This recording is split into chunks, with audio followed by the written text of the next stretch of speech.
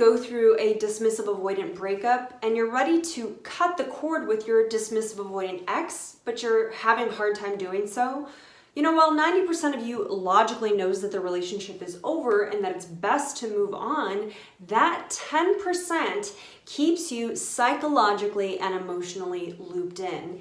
In this video, we'll discuss how to cut the cord on a dismissive-avoidant relationship and free yourself. Hi, I'm Katya Morozova. I'm a personal and relationship coach for people who are ready to become secure in their skin and in their relationships and have lasting and healthy connections. If that sounds good to you, then definitely subscribe to my channel. Cutting the cord with a dismissive-avoidant can be especially difficult because often people are shell-shocked by the behavior of a dismissive-avoidant at the end of a relationship when all the warmth that they felt before drains out of their connection and the dismissive-avoidant writes them off.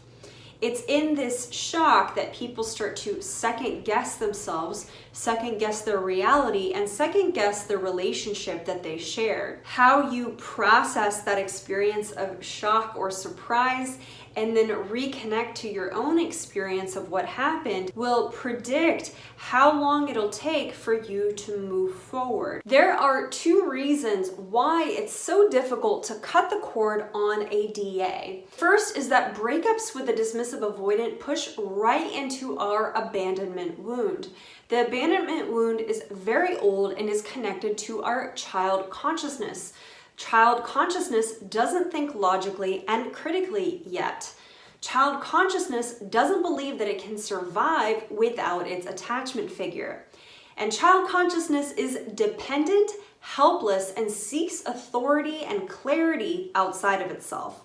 And this is very, very real for the child. This is why when your abandonment wound is triggered, while you may logically already know the truth about your situation, your emotions and the rest of you protest against that truth and are not in alignment with that truth. Again, this comes from a place of dependency because for the child, a disruption in the attachment relationship is detrimental.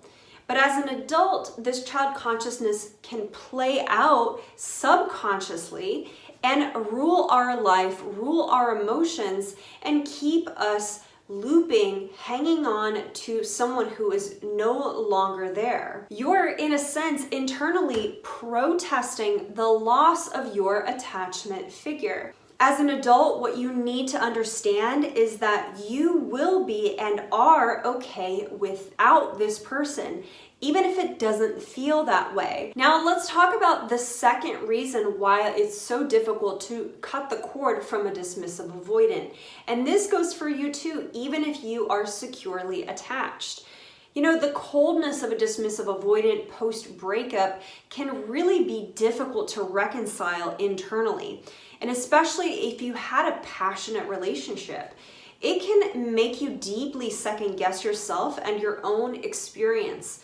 It can bring up painful emotions that you're not used to feeling.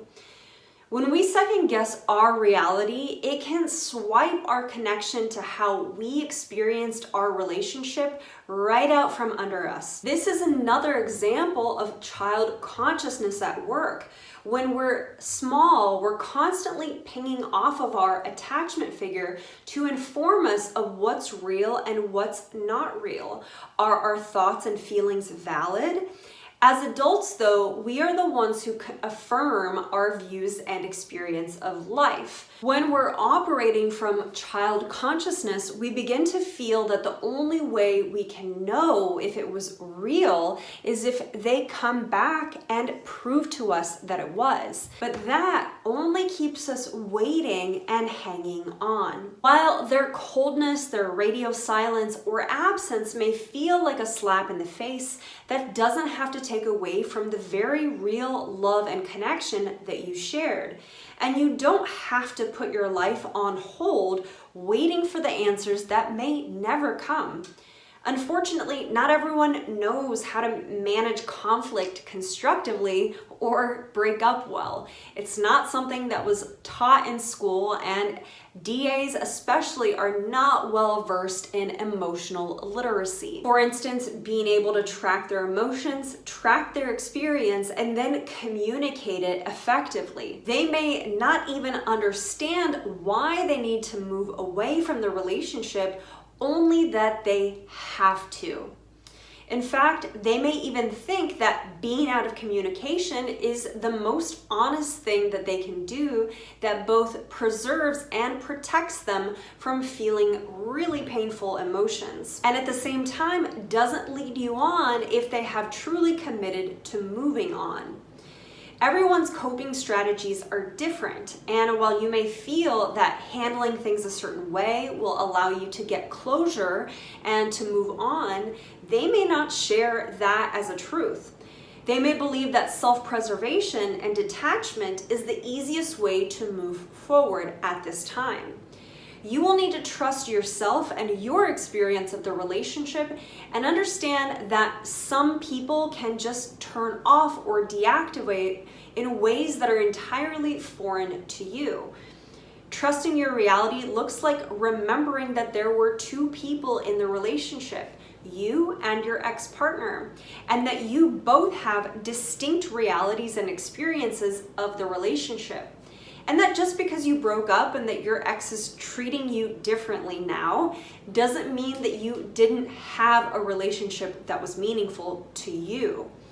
If your experience of the relationship hinges on what they think of it, how they're behaving now, and what they think of you, both then and now, then you will lose a big chunk of your relationship experience basing it on something that you will never truly know, the inside of their mind, heart, and world. After working with many clients, these are the themes that I notice that keep people hanging on to a dismissive avoidant ex. I think it's important to address these themes in order to cut the cord and start the healing process. Cutting the cord doesn't have to be a long, dreadful process. I share this because after working with hundreds of clients over the years, I have found that when my clients do the work, they recover somewhere between 1 and 2 months.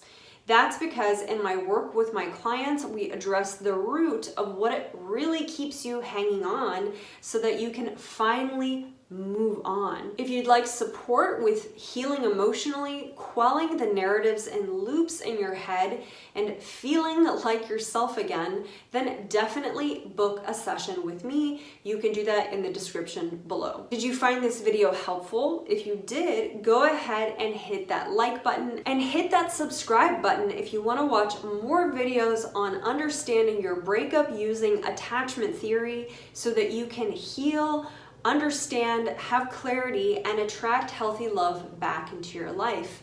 Finally, if you're still in communication with your DA and want to know if they're stringing you along, go ahead and check out this video next. Thanks so much for watching, and I will catch you on the next one.